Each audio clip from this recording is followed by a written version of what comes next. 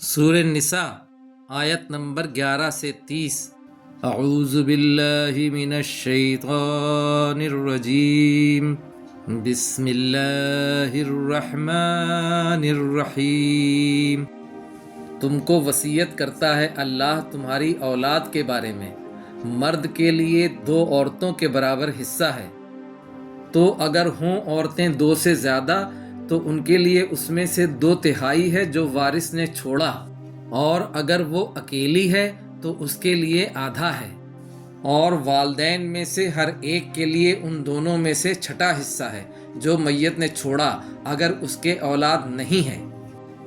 پھر اگر اس کی اولاد نہیں ہے اور اس کے وارث اس کے والدین ہی ہیں تو ماں کو 1/3 اور باپ کو 2/3 حصہ ہے۔ پھر اگر اس کے لیے بہن بھائی ہیں تو اس کی ماں کے لیے چھٹا حصہ ہے، بعد وصیت کے جو اس نے وصیت کی یا قرض کی ادائیگی کے بعد۔ تمہارے باپ اور تمہارے بیٹے تم نہیں جانتے کہ ان میں سے کون زیادہ قریب ہے تمہارے لیے نفع کے لحاظ سے، یہ مقرر ہے اللہ کی طرف سے، بے شک اللہ جاننے والا حکمت والا ہے۔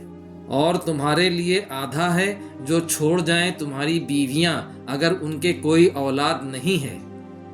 اور اگر ان کی اولاد ہے تو تمہارے لیے 1/4 ہے جو وہ چھوڑ گئی ہیں، بعد وصیت کے جو اس نے وصیت کی یا قرض کی ادائیگی کے بعد۔ اور ان عورتوں کے لیے 1/4 ہے جو تم نے چھوڑا اگر تمہارے لیے اولاد نہیں ہے، اور اگر تمہارے لیے اولاد ہے تو ان کے لیے 8واں حصہ ہے جو تم نے چھوڑا، بعد وصیت کے جو تم نے وصیت کی یا قرض کی ادائیگی کے بعد۔ اور اگر کوئی شخص ہے وہ وارث بنایا جاتا ہے محروم کا، یا کوئی عورت ہے اس کے لیے بھائی ہے یا بہن ہے، تو ان میں سے ہر ایک کے لیے چھٹا حصہ ہے، اور اگر اس سے بھی وہ زیادہ ہیں تو وہ سب شریک ہوں گے 1/3 میں، بعد وصیت کے جو اس نے وصیت کی یا قرض کی ادائیگی کے بعد۔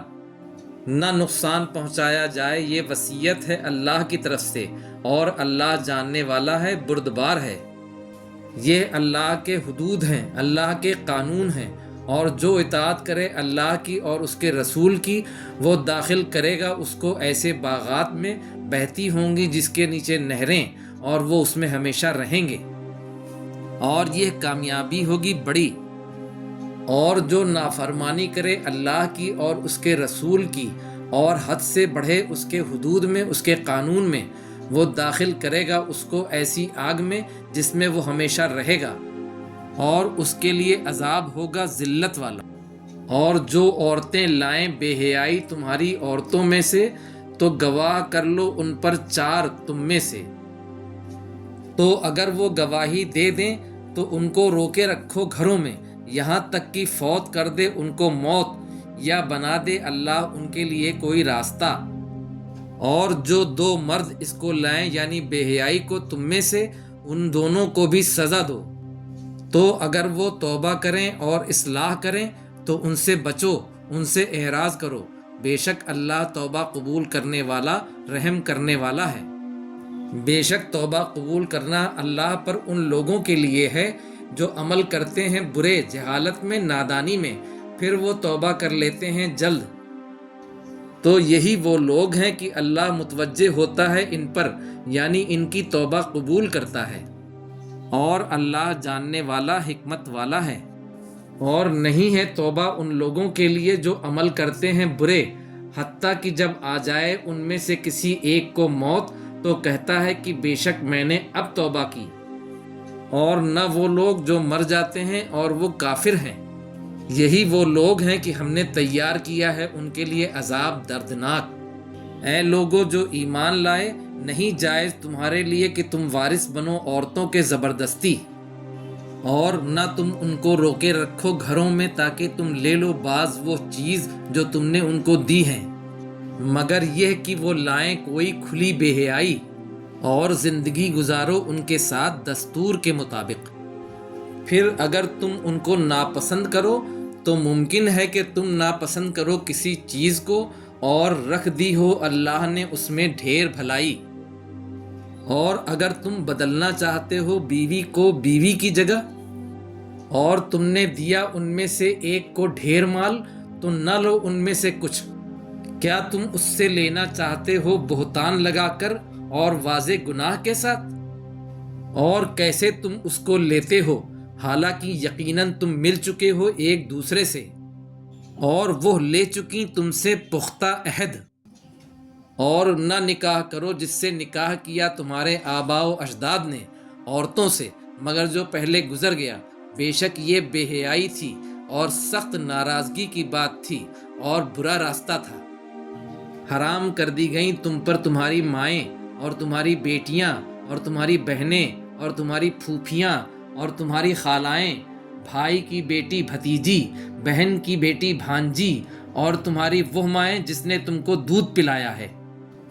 اور تمہاری وہ بہنیں جو دودھ شریک ہیں، اور مائیں تمہاری عورتوں کی یعنی ساس، اور جو تمہاری پرورش میں ہے تمہاری گود میں ہے، تمہاری ان عورتوں سے جن سے تم نے مل لیا ہے، دخول کر لیا ہے۔ تو اگر تم نے ان سے دخول نہیں کیا ہے تو کوئی گناہ نہیں ہے تم پر۔ اور بیویاں تمہارے بیٹوں کی یعنی تمہاری بہو، وہ بیٹے جو تمہاری پیٹھ سے ہیں تمہارے نسلی ہیں۔ اور یہ بھی حرام ہے کہ تم جمع کرو دو بہنوں کو مگر جو پہلے گزر گیا، بے شک اللہ بخشنے والا رحم کرنے والا ہے۔ اور پاک دامن شادی شدہ عورتوں میں سے مگر جو ملکیت میں ہیں تمہاری باندیاں، لکھ دیا اللہ نے تم پر اور جائز کیا تمہارے لیے جو اس کے علاوہ ہیں کہ تم تلاش کرو اپنے مالوں سے پاک دامنی کے لیے ہو نہ کہ بدکاری کے لیے ہو۔ تو جو تم نے فائدہ اٹھایا ان میں سے کسی ایک سے تو دے دو ان کو ان کا مہر جو مقرر ہے، اور نہیں ہے تم پر کوئی گناہ اس میں کہ تم آپس میں راضی ہو جاؤ مہر مقرر کرنے کے بعد، بے شک اللہ جاننے والا حکمت والا ہے۔ اور جو طاقت نہ رکھتا ہو تم میں سے کہ نکاح کرے پاک دامن مومن آزاد عورتوں سے تو جو ملکیت میں ہیں تمہاری باندیاں تمہاری مومن باندیوں میں سے، اور اللہ خوب جانتا ہے تمہارے ایمان کو، تم ایک دوسرے سے ہو تو نکاح کرو ان باندیوں سے ان کے گھر والوں کی اجازت سے اور دے دو ان کا مہر دستور کے مطابق، پاک دامنی کے لیے ہو نہ کہ بدکاری کے لیے ہو، اور نہ خفیہ آشنائی کرنے والی ہو نہ دوست بنانے والی ہو۔ تو جب وہ پاک دامن شادی شدہ ہوں تو اگر وہ لے آئیں کوئی بے حیائی تو ان باندیوں پر آدھا عذاب ہے جو پاک دامن عورتوں پر ہے عذاب میں سے، یہ اس کے لیے ہے جو ڈرے نافرمانی سے تم میں سے، زنا سے تم میں سے، اور یہ کہ تم صبر کرو یہ بہتر ہے تمہارے لیے، اور اللہ غفور الرحیم ہے۔ چاہتا ہے اللہ کے واضح کر دے تمہارے لیے اور تمہاری رہنمائی کرے ان لوگوں کے طریقوں کی جو تم سے پہلے تھے، اور تمہاری توبہ قبول کرے تم پر متوجہ ہو،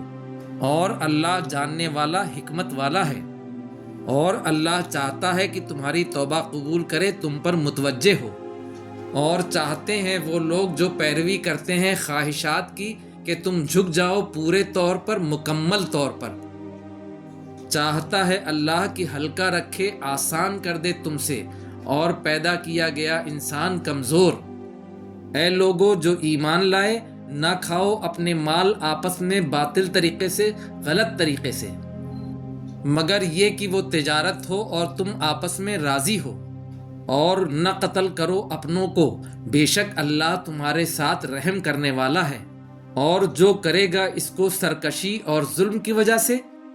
ان قریب ہم ان کو ڈالیں گے آگ میں، اور یہ ہے اللہ پر آسان۔ صدق اللہ العظیم۔